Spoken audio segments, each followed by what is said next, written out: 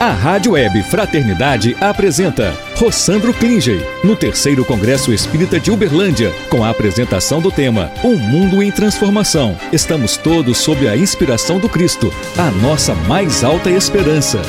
Olá, minha gente, tudo bom? Alegria estar aqui com vocês. Queria saber se é possível, já que eu não vou usar a projeção, se podia ligar um pouquinho mais luzes, assim, só algumas para eu ver vocês. É possível, gente? É possível? Só algumas? Pronto, para não atrapalhar, melhorou. Vou pegar aqui. Gente, eu estava aqui atrás escutando, né? Ana Tereza, eu estava escutando o Adeilson, estava conversando com o Deluca, e assim, uma das coisas mais gostosas desses encontros, desses congressos todos, é a gente poder encontrar com tanta gente sintonizada no mesmo coração do Evangelho de Jesus. E minha mediunidade não é ostensiva não, eu estou mais para mediocridade ostensiva. Mas é porque quando eu vi o evento, o primeiro céu, e conhecendo Rubens e Divina e todos que fazem a Rádio Fraternidade, sabendo do coração que eles têm, da grandeza, da simplicidade e da vontade de trabalhar pela causa do Cristo, é muito simples a matemática. Quando a gente abre o coração para o Cristo, Ele investe tudo para que tudo aconteça, né? Então, na verdade, o que nos reúne aqui numa manhã como essa hoje? O que é que faz com que a gente esteja aqui? Tantas pessoas que eu encontrei no aeroporto vindo para aqui, o pessoal que pegou o voo, que arremeteu 2 vezes, achando que ia para o céu mesmo, mas que... Eu encontrei até um grupo, que é o Grupo Céu, lá de Santos, que estava vindo para o céu e quase ia para o céu, né? Então, assim, mas aí ficou. Então, a gente está aqui por causa do Cristo. A gente está aqui porque a gente está buscando continuar se inspirando nele, que é o nosso modelo. E no momento de transformações sociais que a gente está passando, a grande questão para a gente seria de minha contribuição para isso. Como é que eu posso agir para isso? Eu sempre me pergunto por que muitos de nós não acreditam que pode contribuir com um mundo melhor. O que faz ou de onde vem em nós um sentimento e uma crença de que a gente não pode contribuir para o mundo melhor. Então, às vezes, a gente pensa que tem que ser algo muito excepcional. Mas eu queria aqui que a gente pensasse em cotidiano, na vida da gente, como que a gente constrói ela, de modo que a gente possa contribuir para um mundo melhor. Eu vou falar aqui de 2 pessoas que eu conheço pessoalmente, né, e que inclusive estão aqui no congresso, porque eu queria falar dessas 2 pessoas como exemplos, não é para a gente seguir, mas para a gente entender como é que eu sou tocado para fazer algo diferente. Como é que eu sou tocado para construir um mundo melhor. E sem nenhum glamour, porque quando a gente pensa nisso, a gente pensa que tudo perfeito, que a gente está sempre numa ótima sintonia. E a primeira coisa que eu queria dizer para vocês é o seguinte: nós não conseguimos ficar em sintonia 100% o tempo todo com o alto. A nossa vontade é essa. Existe muitas vezes, não sei se acontece com vocês, aquele momento bom que Emmanuel nos solicita, nos conclama para a gente estar em estado de prece. Sabe aquele dia que você está bem, que você amanhece harmonizado, que você dá até bom dia para as árvores no caminho do trabalho, que diz que coisa linda você está hoje, irmã árvore, Deus te abençoe. A gente chega assim e faz, por que eu não sou sempre assim? Já aconteceu com vocês? Poxa, eu queria ser sempre assim, nessa vibração toda, né? E a gente, é como se a gente vivesse conectando uma banda larga e de vez em quando desconectando, entende? A gente está aqui, de repente a gente começa a fazer um movimento de transformar, aí faz uma conexão, aí sente toda essa vibração do alto, de repente perde a conexão. O problema é que a gente faz grandes escolhas com a conexão caída. A gente decide coisas importantes quando cai a conexão. E aí, nesse momento, a gente não pode decidir. E quando a gente pensa em pessoas que fazem coisas acontecer, a gente pensa que essas pessoas estão sempre ali, em sintonia com o alto. E quando a gente vai para a narrativa, eu vou pegar 2 exemplos bastante conhecidos aqui nossos, Divaldo e Chico, por exemplo. Quando a gente vai ver o cotidiano da vida deles, a gente percebe que a gente está sempre oscilando. E qual é a característica desses espíritos? É que eles continuam apesar das quedas. É que eles continuam apesar dos momentos difíceis. Então eu tenho 2 pessoas que são queridas para mim e que tem feito um trabalho fantástico na transformação do mundo, de forma prática. Esses dois exemplos que eu já citei, que é de Divaldo e Chico, eles são para nós inspiradores para o que acontece hoje com essas duas pessoas.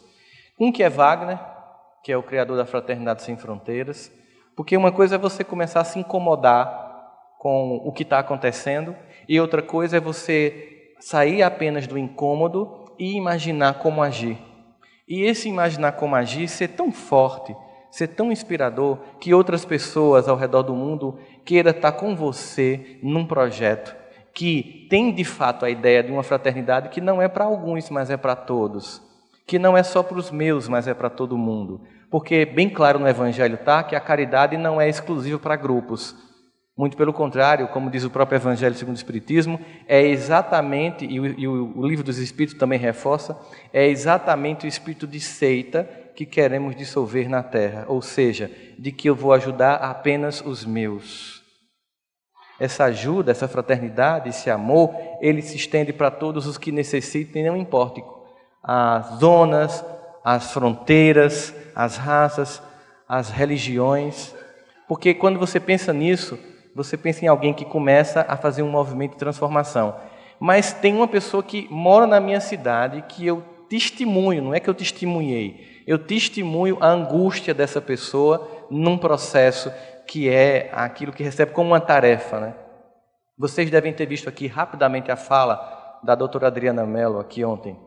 Imagina o que é você estar lá tranquilamente no seu consultório, já tendo sido até convidada para morar na Inglaterra pelo governo inglês para trabalhar lá, mas disse, não, meu compromisso é com o meu país. Enquanto muita gente quer ir morar na Flórida, em Miami, a Adriana Mello fica porque tem um compromisso com o país. Ela simplesmente está lá e de repente ela vê alguma coisa errada no cérebro de uma criança. E, basicamente, ela podia apenas fazer uma pesquisa acadêmica, publicar um artigo, ganhar, né, os louros sobre isso, mas ela tinha que comunicar a essa mãe que tinha um problema com essa criança. E quando ela viu a reação dessa mãe, ela percebeu que a partir daquele dia, ela não seria apenas uma médica que ia dar diagnósticos de que alguma coisa ainda não identificada estava acontecendo com aquelas crianças. Ela ia vivenciar a dor, a angústia dessas mães, não somente a comunicar, mas a também criar uma instituição para ajudar essas crianças. Uma instituição que está criando um protocolo de referência mundial para o tratamento de crianças não apenas com microcefalia, mas também crianças com déficits cognitivos de nascença. Se vocês tiverem a oportunidade de ver, se vocês tiverem a oportunidade de perceber o crescimento dessas crianças, vocês vão entender o que isso significa. Portanto, eu queria conclamar vocês a pensar o seguinte: não só comprando a camisa do Fraternidade Sem Fronteira você vai ajudar. Se você quiser ajudar mesmo, você tem que apoiar uma dessas crianças. Com R$50 por mês, você apoia uma dessas crianças. Você tanto pode escolher o projeto da África, como da microcefalia no Brasil, que atende a vários estados. Tem crianças de vários estados do Brasil na fila de espera. Então, se vocês puderem, no intervalo, vão ao stand e adotem uma criança. R$50 por mês para a gente, às vezes, é apenas um sanduíche no shopping com cinema. Mas salva a vida de uma pessoa durante um mês nessas situações. E eu sei o quanto vocês são sensíveis a isso. Eu sei o quanto vocês podem ajudar. Especialmente porque, assim, a gente que anda no Brasil todo percebe o calor humano do povo mineiro, né? Não é só o pão de queijo daqui que é bom. Não é só o queijo daqui que é gostoso. É o povo que é muito, muito, muito massa. E é uma alegria grande estar aqui com vocês. Eu queria conclamar vocês a podendo, passar no stand da fraternidade e adota uma dessas crianças, adota uma dessas causas, porque nós precisamos, de fato, para a construção de um mundo novo, entender que o Evangelho não é apenas um livro de preces, não é apenas uma poesia, uma epopeia da história de um povo, não é apenas um belo livro que conta a trajetória de grandes homens e mulheres, mas é uma proposta atual para viver e se expressar num mundo que urge por mudanças. É esse o grande motivo de estarmos aqui. Nós estamos aqui para mudar a história, nós estamos aqui para construir, nós somos, e ouvimos isso nas palestras, nos grupos de estudos, a gente escuta isso, né? Os espíritas são os trabalhadores da última hora. O que sempre significa dizer assim, é um bando de gente que frustrou Jesus, né? Mas que Jesus é aquele que não desiste nunca, porque ele é brasileiro, E Ele continua insistindo em nossos corações na expectativa de que em algum momento a gente passe a servi-lo. E a gente está aqui como trabalhadores da última hora para fazer as transformações. Não precisa em nenhum momento ter nenhum tipo de conhecimento mais profundo para perceber a onda de mudanças que está ocorrendo. Não precisa. É muito nítido para todos nós que estamos na ebulição de um novo tempo. É também muito nítido para nós que comumente nós temos uma tendência de achar que o mundo está em processo de decadência, quando na verdade ele está em processo de ascensão. A nossa evolução, ela se deu através de eventos incríveis. O projeto de amor de Deus sobre nossa humanidade, ele é tão grande que usa até os nossos instintos para a construção da fraternidade. Você sabe que no início da sociedade, da história humana, quando nós atingimos o reino nominal, nós vivíamos em bandos, mas nós não tínhamos uns pelos outros sentimentos de responsabilidade de cuidar. Comumente, as mulheres tinham os bebês sozinhas. Elas se afastavam do bando, iam para uma floresta, para a beira de um rio, para dar à luz ao filho. Com os gritos das dores do parto, mais os cheiros e os odores do parto, as mulheres ficavam vulneráveis, os animais vinham e destruíam, matavam a mãe e o filho. Foi por perceber que isso acontecia muito corriqueiramente que pela primeira vez se criou o conceito de emotional band, ou seja, aquele bando percebeu que ele estava ameaçado se não protegesse as mulheres durante o parto. E aí os partos não passaram a ser mais solitários, as mulheres eram acompanhadas e protegidas para que o bando continuasse a existir. Esse foi, digamos assim, um primeiro movimento de moralização que a gente percebeu a necessidade de um processo de evolução coletiva que só acontece quando eu cuido não somente de mim, mas eu cuido do outro.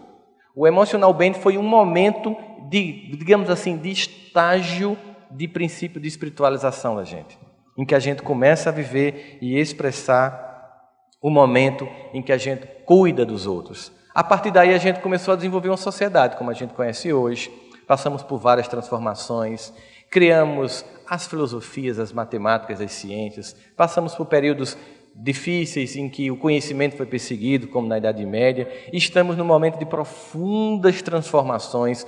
Nós estamos vendo ao vivo, 24 horas e a cores, a história humana se debruçar sobre nossos olhos, mas nós não podemos ficar inertes.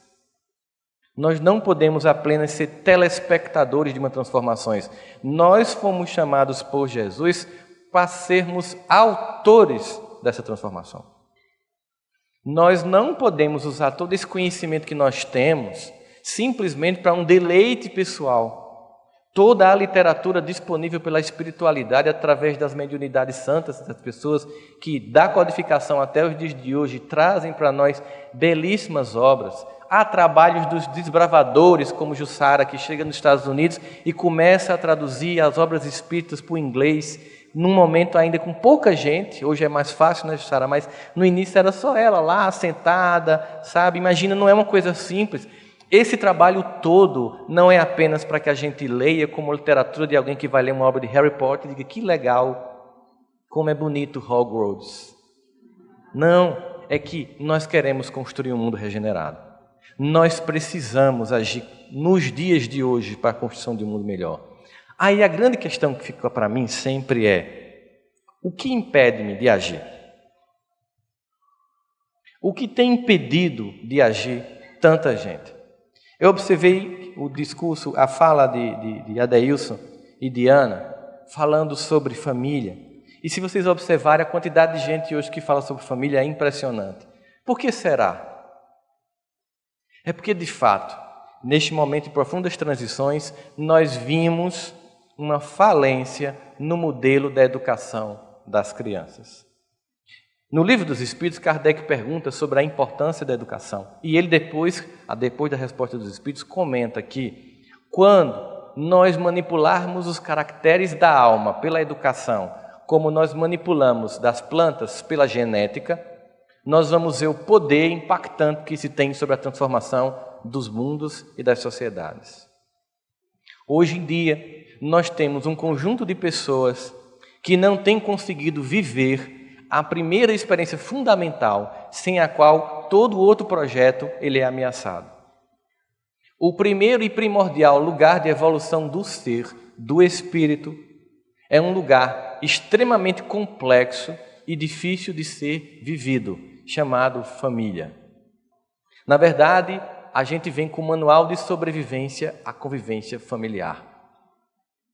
Porque a família é uma experiência de conviver com tanta gente diferente. Eu sei que vocês têm parentes, como eu, que a gente se pergunta, quando eu desencarnar, eu sei que eu vou para a sala das lembranças, para saber tudo que eu fiz. Mas eu queria ter direito a perguntar, por que essa criatura nasceu na minha família, meu Deus? Tem umas que a gente se pergunta, o que foi que eu fiz? Eu devo ter sido muito ruim, né? Comumente a gente começa a pensar assim, tem umas pessoas que não faz sentido. A cegonha teve um problema no Waze, deram o CEP errado. Não pode. A gente fica naquela... Uma vez chegou para mim uma pessoa e disse assim, sabe, Rossandro, minha mãe era uma pessoa excepcional. Era uma mulher de uma doçura impressionante. Aprendi com ela coisas fantásticas. Ela tinha um refinamento intelectual belíssimo. As pessoas tinham prazer de estar do lado dela, ao contrário do meu pai.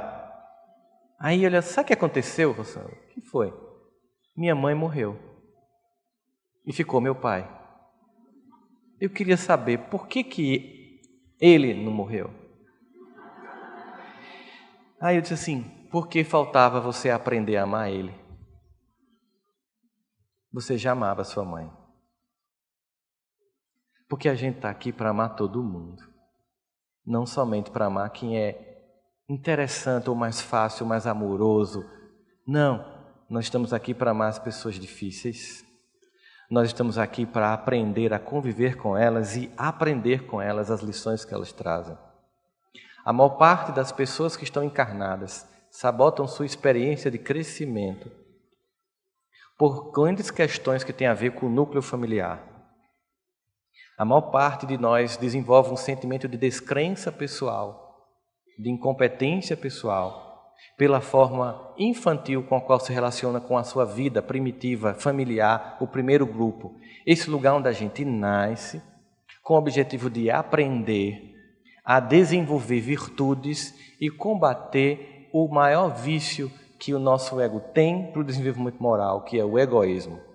Quando Kardec pergunta, aquela pergunta clássica que a gente sabe a resposta, qual seria para a sociedade humana as repercussões do afrouxamento do laço da família, ou seja, o que aconteceria se família como nós conhecemos, e aqui eu não estou entrando em nenhum momento na discussão de família clássica heterossexual, estou falando de grupos de pessoas unidas pelo amor para educar e estar juntos, certo? O que aconteceria se nós afrouxássemos os laços de família?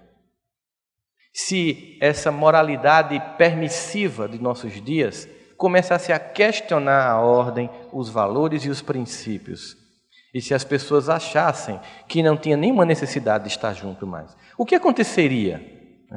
Eles respondem de forma categórica, um recrudescimento do egoísmo. Quando a gente vai lá para o dicionário para analisar o significado, por que escolheram essa palavra, recrudescimento, você sabe que quando você começa a se torna espírita, você começa a ter que falar melhor, né? Você fica mais culto.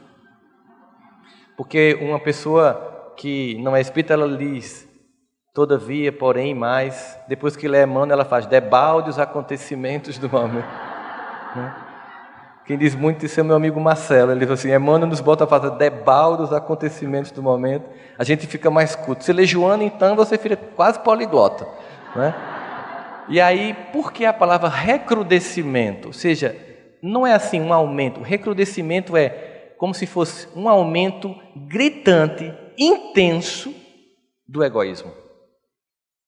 Porque no momento em que eu afrouxo os laços de família, e um dos primeiros vídeos que bombou na era do YouTube, vocês devem lembrar que era cada um no seu quadrado, lembra? Aquilo sim é que é previsão de futuro. Sim, ali é previsão, Rubens, porque hoje todo mundo está na sua casa, cada um no seu quadrado. No seu quadrado. Ou no seu retângulo. né? A ideia de que a gente está desconectado uns dos outros, que a gente não está presente nos acontecimentos uns dos outros. Quando a gente não aprende a viver essa experiência, a gente fica vulnerável e preso às propostas e os valores deturpados da sociedade. Começaram a fazer uma pesquisa sobre famílias e a importância que tem a contação de histórias para os filhos. E contação de história não é somente a contação das histórias fantásticas, sabe? Quando você senta sua filha ou seu filho para dormir e lê um livro e ele diz assim, conta de novo. E você termina de ler, ele diz, conta de novo, e você pensa que ele quer escutar a história. Não. Ele está dizendo assim, é a única forma que eu tenho de garantir que você fique perto de mim. Então conta de novo. Assiste a Frozen pela 1000ª vez de novo. Sabe por quê? É como assim, já que você não fica espontaneamente do meu lado, por um pedido, fica. Porque tudo que o Espírito precisa quando ele chega é da gente, não é do que a gente oferece para ele.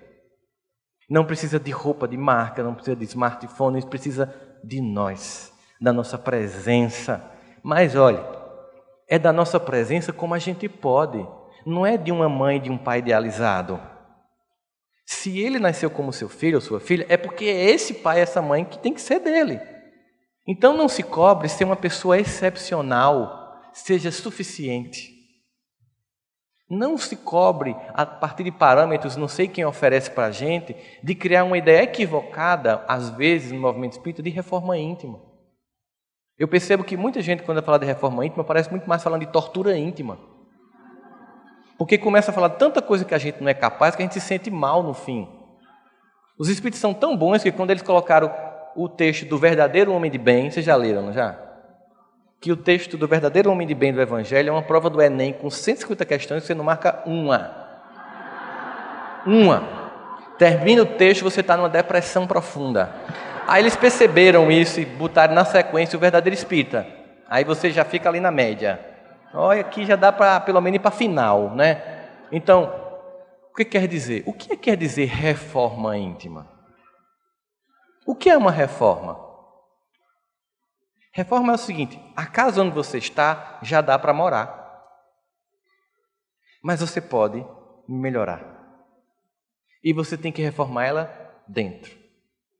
Porque se não fosse isso, eles nos proporiam uma demolição íntima. Olha, esquece, zera, porque tá passando nada aí, zera, bota pro chão. Lembra da novela? Nachon, bota Nachon, né? Dona Armênia não está servindo de nada. Não. É reforma íntima, ou seja, o que você construiu até aqui, parabéns, tem valido para abrigar sua alma. Mas, como a gente progride e Deus nos ama e sempre espera o melhor para nós, Ele nos solicita fazer uma reforma íntima. A família é a família que eu posso ser, a família que eu posso ter, é o pai e a mãe que eu posso ser. É essa a realidade. Essa realidade é muito importante ser entendida, porque nós temos o que nós precisamos. Muitos de vocês conhecem as muitas histórias que eu conto da minha mãe. Você já imaginou se eu tivesse uma mãe bem suave e doce? Sendo eu o espírito que eu sou? Tinha que ser bope, sabe? Tinha que ser um treinamento. Tinha que ser aquela mãe que olhava e você, ops! Entende? Essa é uma necessidade de cada um. Mas é muito comum as pessoas se queixarem. Hoje nós temos ou a ausência ou a superproteção e pouco equilíbrio. A superproteção tem destruído as pessoas, tem desconectado as pessoas, tem tornado as crianças incapazes para sobreviver à angústia do mundo. E nenhum pai e uma mãe que faz isso faz de propósito, faz achando que está certo, mas equivocas.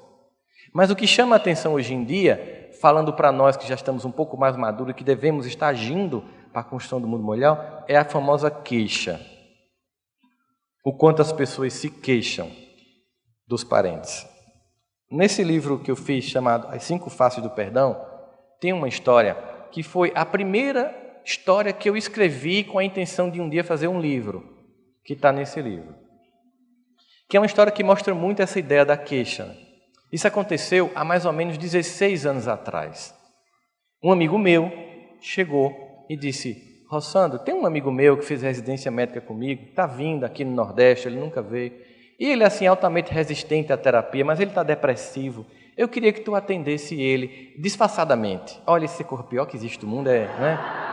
É você querer convencer a pessoa que... Como assim? Não, a gente vai pegar ele no aeroporto e aí você fica conversando com ele, eu finjo que vou no supermercado e tu...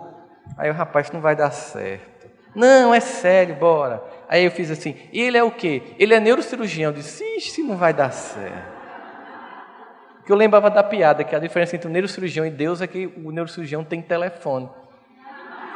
E aí a gente chegou em Recife, no aeroporto, e aí ele cumprimentou o amigo, fulano, que coisa boa, você está aqui, tá. E, isso aqui é meu amigo Rossandro, tal, não sei o quê. Ele veio também para ficar com a gente. Ali, e você é médico, qual é a sua especialidade? Não, eu sou psicólogo. Aí ele virou e ficou falando com o amigo dele.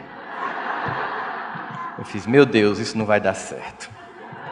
Aí a gente foi para o apartamento dele, em Recife, isso, aí ele foi, eu tenho que ir ali no supermercado. Aí saiu. Aí o cara ficou olhando assim para mim, e fez assim, olha, eu vou ser bem direto com você. Eu sei que ele fez isso para você falar comigo. Mas olha, sinceramente, eu acho que psicologia é uma coisa que não serve para nada. Não existe. E eu não queria fazer esse teatrinho aqui. Eu disse, nem eu. Ainda mais porque para falar comigo tem que pagar. Não, o cabo também não é espírito de luz, vamos combinar. O cabo já vai humilhando a pessoa. Aí ele fez, não, porque eu realmente estou deprimido. Eu disse, não, mas eu não quero ouvir não. Você quer desabafar essa? Ele disse, não, entenda, é porque eu estou com depressão. Eu disse, mas você acha que só cura quimicamente? Você já tomou os remédios? Já? E não melhorou não? Não. Então você não acha que tem alguma coisa errada? Não. Não sei, é porque toda vez que eu vou para algum terapeuta, ele quer falar da minha infância. Eu disse, por que tu acha que tu é deprimido? Porque é de hoje? Tem raízes a vida da gente psicológica. Não, mas esse papinho de mamãe e papai ser culpado de tudo, não. Mamãe e papai não é culpado de tudo, não. Mamãe e papai cumprem um papel. Agora, a forma como eu interpreto esse papel pode fazer com que eu tenha repercussões dentro de mim e me sinta mal por isso. Então, de repente, isso é o que acontece. Meus pais tiveram 15 filhos. Aí a pessoa resiste, mas começa, né? Senta que lá vem história. Depois de 13 filhos, eles tiveram um intervalo de 10 anos, tiveram meu irmão e eu. Meu irmão é um caçula, né? Só que quando meu pai teve a mim e meu irmão, ele começou a fazer uma educação bem diferenciada. Ele sempre dizia que eu era o idiota, o otário, e meu irmão era inteligente. Isso foi a vida toda, eu passei a vida toda escutando isso. E foi sempre muito ruim, mas eu acho que isso não tem nada a ver com o que acontece hoje. Eu digo, deixa que eu decido, vai contando. Aí ele foi contando.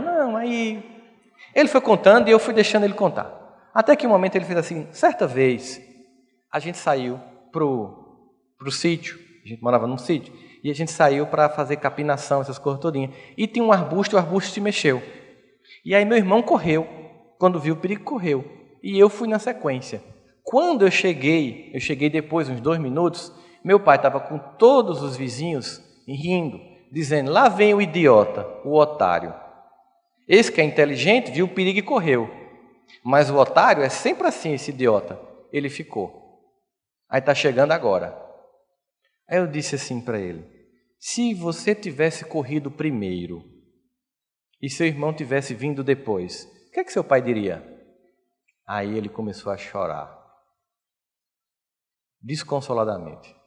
E depois de alguns minutos ele diria que eu era um covarde porque tinha corrido e meu irmão era corajoso porque tinha ficado. Eu disse, enfim, você percebeu que nenhum movimento seu faria com que seu pai lhe visse como vê seu irmão. E certamente eu acho que os seus problemas são com seus colegas de trabalho, médicos, e com os seus superiores no hospital. Ele disse, como é que você sabe? Você é espírita, você é médium? Eu disse, não. É porque seu irmão criou um protótipo de relacionamento com todas as pessoas que você sente igual a você. E seu pai criou um protótipo de relacionamento para todas as pessoas que você sente superior a você. E assim você sempre reproduz esse modelo onde você vai. Então, certamente, você é uma pessoa que não tem bons relacionamentos e é bem solitária. Exatamente. Ninguém me suporta, nem eu. Eu disse, como foi essa história de se tornar médico? Não, o sonho do meu pai era ser médico. Mas como ele não conseguiu, ele queria que meu irmão fosse médico. Eu disse, percebeu? Isso o quê? Você se tornou médico para se vingar dos dois. Eu disse, sério? É. Agora, como é que você se relaciona com seu pai hoje? Ah, não, hoje ele mora lá ainda, eu sustento ele. Mas como é que você se relaciona com ele? Não, ele me liga e eu pergunto quanto é que ele está precisando e mando o dinheiro. Eu disse, eu quero que você me narre como é. Como assim? Como é essa ligação? É assim, ele liga, quando ele liga, ele começa a falar, eu faço, tá, quanto é? Aí deposito. Eu disse, você percebe o que você está fazendo? Isso o quê? Está se vingando dele. Você está dizendo assim, toda vez que você desliga o telefone na cara dele e pergunta quanto é, você está dizendo assim, tá vendo? É o otário hoje que te sustenta. Só que você desonra seu pai a fazer isso. Você já conversou com seus outros 3 irmãos sobre como eles se sentiram? Isso não. Então conversa com eles. E o seu irmão mais novo, onde está? Ah, ele mora nos Estados Unidos, trabalha com obra lá. Você conversa com ele? Não. Eu queria que você trouxesse ele para aqui, para passar o Natal com você. Ele? Sim. Ele não tem dinheiro não, mas você tem. Você pode trazer ele para cá. Mas isso vai dar certo? Vai. Você primeiro tem que conversar com seus outros irmãos para ver como é que eles lidaram com isso. Eles foram. Ele ligou para esses irmãos, foi lá na cidade. Eu disse, sem fantasia, apenas o seu pai como ele é, não como você gostaria que fosse. A maior frustração é o quanto a gente espera que a pessoa seja. A esposa ideal, o esposo ideal, a mãe ideal, o pai ideal, o filho ideal. Isso é uma coisa que destrói os relacionamentos. E a gente deixa de se relacionar com a pessoa que a pessoa pode ser, como nós somos as pessoas que nós podemos ser. Ele conversou com esses irmãos e cada um tinha uma queixa também do pai, mas cada um criou um jeito de lidar e todos viviam com o pai. E eles estavam mais felizes do que ele. E aí ele ligou para o irmão. Isso a gente começou a conversar por e-mail. Não tinha na época, como a gente tem hoje, conversas online, como WhatsApp, essas coisas todas. E ele ligou para o irmão e ele disse assim, quando eu liguei para o meu irmão me disse que me odiava e que tinha ido morar fora porque não tinha suportado a minha vitória, o meu sucesso. E eu disse a ele o que você tinha me impedido para falar, que a culpa nem era minha nem era dele, e nem do nosso pai, que apenas deu o que recebeu. E que a gente poderia, eu e ele, fazer diferente a partir dali, se ele queria vir voltar a morar no Brasil. Ele disse, eu não tenho informação nenhuma. Aí ele perguntou, você ainda sonha em ser médico? Sonho. Se você quiser, você vem morar comigo e eu pago uma faculdade para você aqui no Brasil. Ele disse, o quê? Se é. É sério? Isso é. Porque a gente tem que zerar isso aqui, tá? Você infeliz aí e eu infeliz aqui. Vamos fazer do nosso jeito? Ele disse que quando ele trouxe o irmão de volta, ele foi visitar o pai. E eu disse, olha, você vai visitar seu pai, você vai trazer seu irmão, mas saiba, quando você chegar lá, seu pai vai lhe ignorar e vai falar só com ele. Então se prepare para não ter mágoa disso. Entenda. Simplesmente é o pai que você pode ter. E realmente, quando ele chegou em casa, ele ignorou completamente e disse, meu filho, graças a Deus você voltou. Ele disse que riu por dentro, porque ele já não estava mais naquela posição de ressentimento. Disse assim, você fez um movimento com a vida, você conseguiu conquistas, mas a vitória material nunca é suficiente se eu estou emocionalmente derrotado. Se eu continuo cobrando infantilmente os meus pais, se eu continuo achando que eles têm uma dívida comigo, eu vou continuar ignorando a raiz. E uma pessoa que não dá valor à raiz não consegue construir nenhuma árvore frondosa.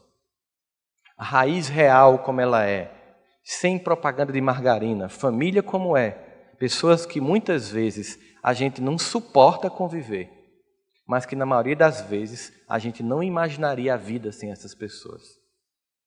Essas pessoas que a gente reclama, mas que no dia da despedida, tudo que a gente quer é escutar de novo.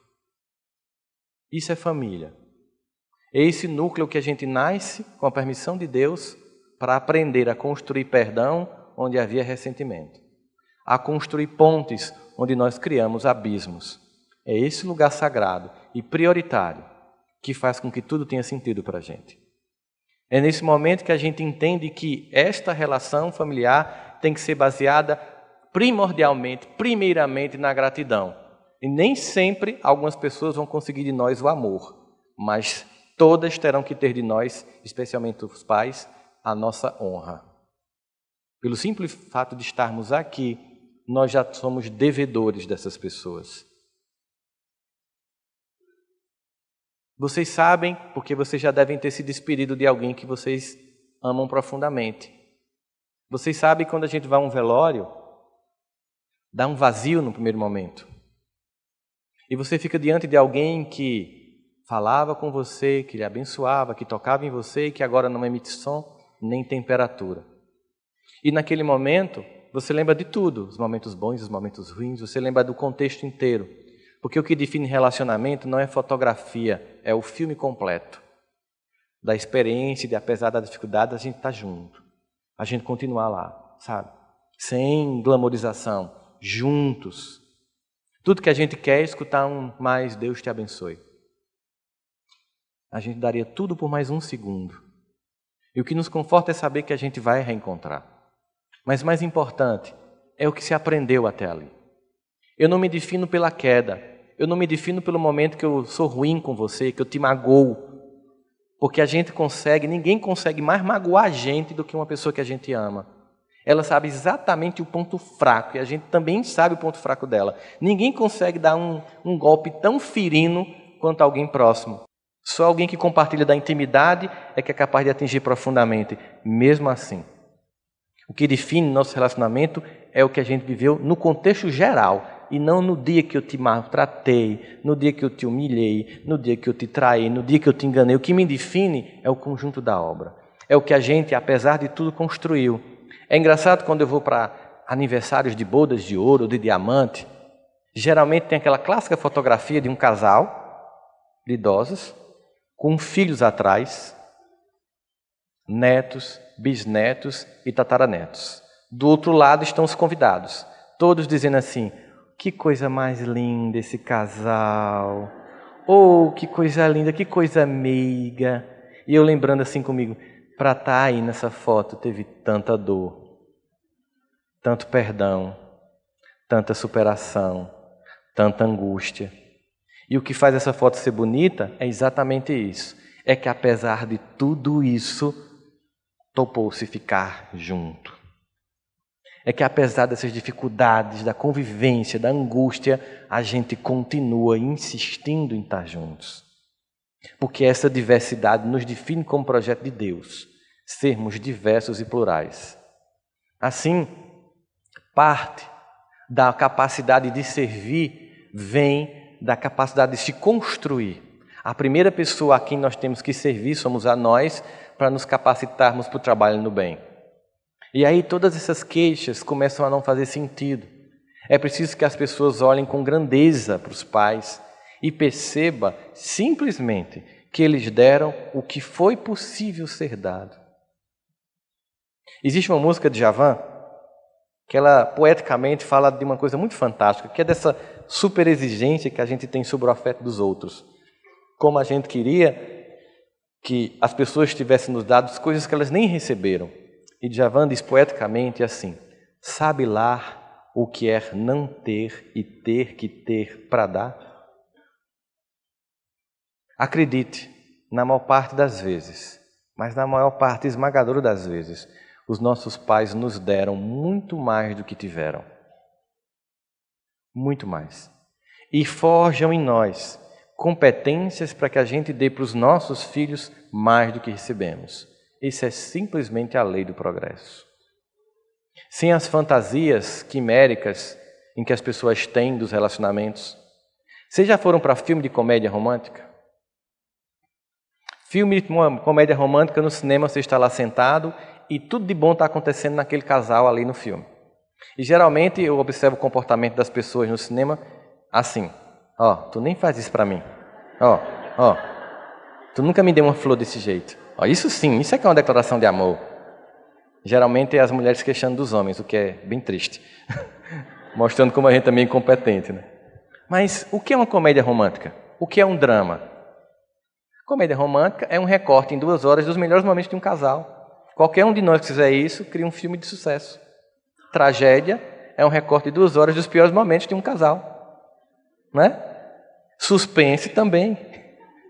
Tudo a gente tem na família, tragédia, comédia, suspense. E na família espírita ainda tem fenômeno poltergeist. A gente tem tudo. E isso é o contexto. Sabe, a gente viver com essas pessoas todas. Eu estou treinando para a fraternidade. Chega no centro espírita, vai fazer um estudo de Joana de Ângeles sobre viver, autodescobrimento. Aí sempre tem, eu acho que no centro de vocês tem isso, aquela pessoa que no grupo de estudo não faz uma pergunta, faz uma palestra. Ela interrompe o grupo e começa a falar da vida dela. E geralmente a gente começa a fazer uma prece. Ou ela podia mudar de grupo, ou ir para o centro espírita. Não é interessante? Porque assim, a gente está ali estudando autodescobrimento para aprender a conviver com os outros. Aí a primeira pessoa que é um teste para a gente já quer que ela vá embora. Ou seja, não estamos entendendo nada. Absolutamente nada, porque tudo que aquela pessoa quer é ser escutada. Como ela nunca é escutada, ela sempre está falando. Se um dia você faz assim, não espera ela falar, fulano, me conta como você está hoje. Ela sempre tem que pedir para contar, você vai e pede para ela contar hoje, é diferente. A gente começa a ver como a gente simplesmente pode dar coisas às pessoas com gestos simples. Aí essa transformação começa a acontecer, eu começo a construir em mim um sentimento fundamental na relação com Deus, gratidão. Aí você vê o que é a queixa.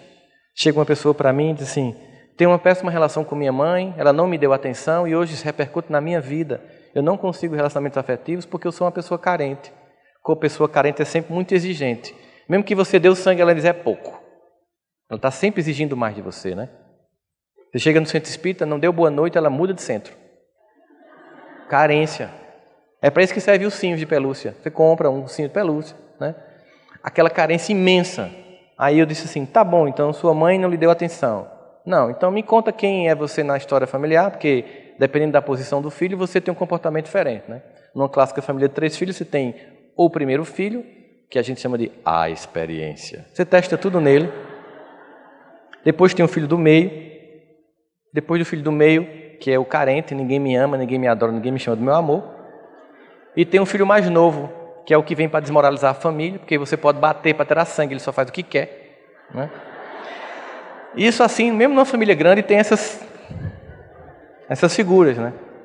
Mas, então você é carente, sou. Quantos filhos sua mãe teve? 15. Ela não estava atenção? Não. Já parou para pensar que quando você estava assim com febre, o outro estava vomitando? Quando você estava assim pegando no fogão, o outro estava com o dedo na tomada da geladeira? Essa mulher merece uma medalha de honra ao mérito, é uma sobrevivente. Vamos combinar, não tem sentido isso. Aí chegou um outro para mim e disse assim, meu pai era um alcoólatra. Passava o domingo embriagado. Eu tenho um trauma até hoje disso. Eu fiz, e sábado ele bebia também? Não. Sexta? Não. De segunda a sábado ele não bebia. Então teu pai passava sóbrio de segunda a sábado, só lembra do domingo. Eu nunca pensei nisso. O que seu pai fazia? Ele era estivador, carregava caminhões. Como era a rotina dele? De 5 da manhã às 10 da noite, ele passava o dia todo levando, né, sacas para os caminhões. E de segunda a sábado, de 5 às 10 da noite, teu pai passava o dia carregando caminhão. Se tu fizesse isso, tu fazia o que no domingo?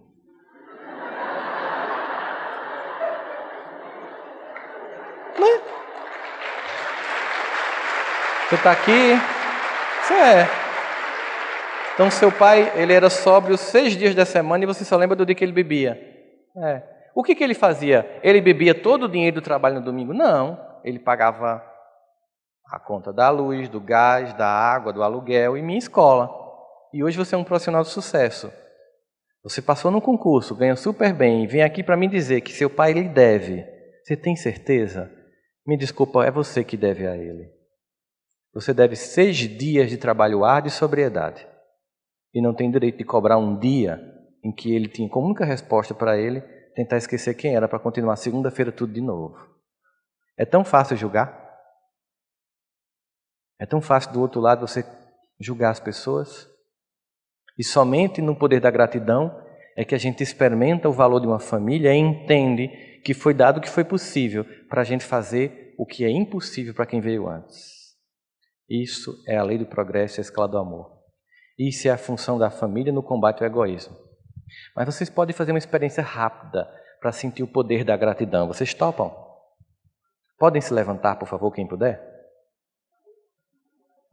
Eu vou dar 2 minutos para vocês procurarem pessoas aqui que vocês conhecem e olhando nos olhos vocês vão dizer apenas isso: muito obrigado por você existir na minha vida.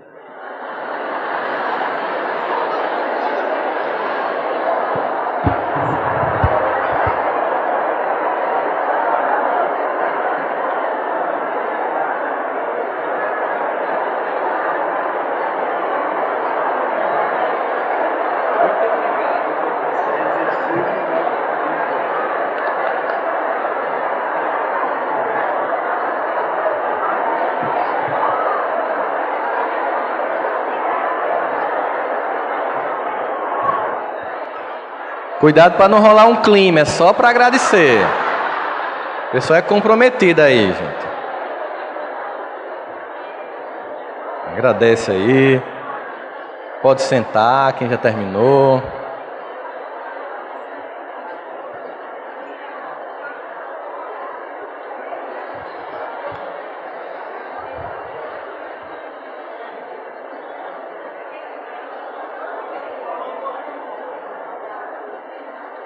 Muito bem, gente.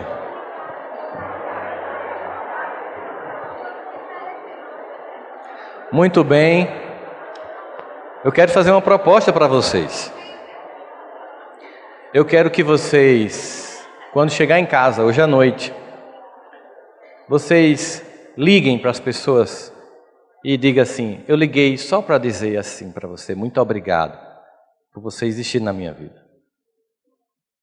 Porque a gente está aqui por causa de muita gente. A gente está aqui por causa de vizinho, de pai, de mãe, de avô, de professor, de professora, de pessoas que chamamos de inimigos. A gente está aqui porque muita gente fez um esforço danado para a gente estar aqui. A gente tem uma dívida imensa, mas não é para ser pesada, é apenas para ser sentida como gratidão. Quando chegar em casa, faz isso. Se você tiver pouca coragem, manda um WhatsApp. Mas manda assim, letras garrafais e negrito: muito obrigado por você existir na minha vida. Se a pessoa que você quer dizer isso não estiver aqui, manda um Sky WhatsApp. Muito obrigado, você está aí, mas muito obrigado por você ter existido aqui na minha vida. Porque é exatamente isso, transformando a gente, aprendendo a valorizar o que nós temos, construímos a solidez para transformar o mundo. Mas enquanto a gente se queixa e se sabota, ficamos apenas na expectativa de tudo que podemos fazer por um mundo melhor.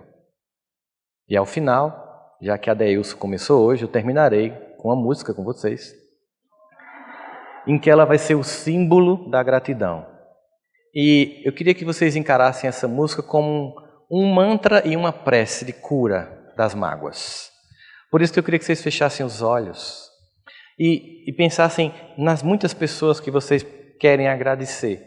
Enquanto a gente canta essa música, vocês vão pensar em cada uma delas, o que cada uma delas fez na vida de vocês, como elas impactaram vocês.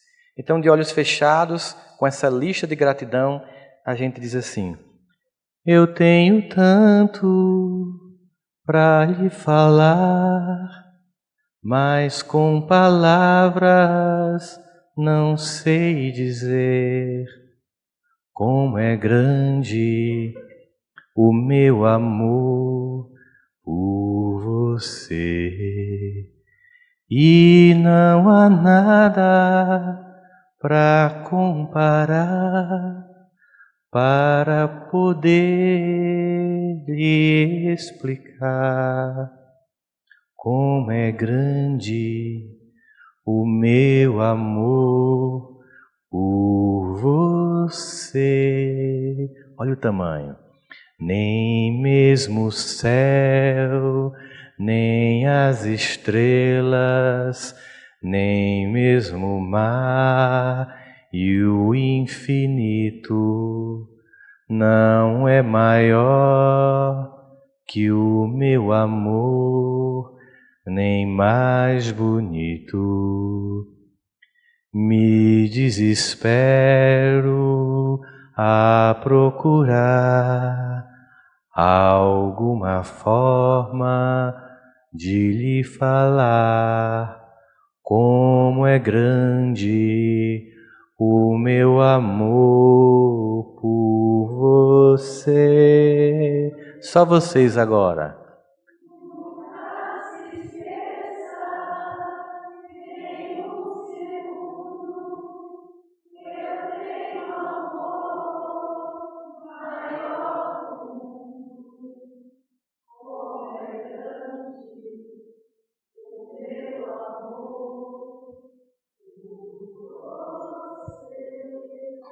Mas como é grande o meu amor por você. Veja como já tem coisa para agradecer. Muito obrigado por isso. Muito obrigado.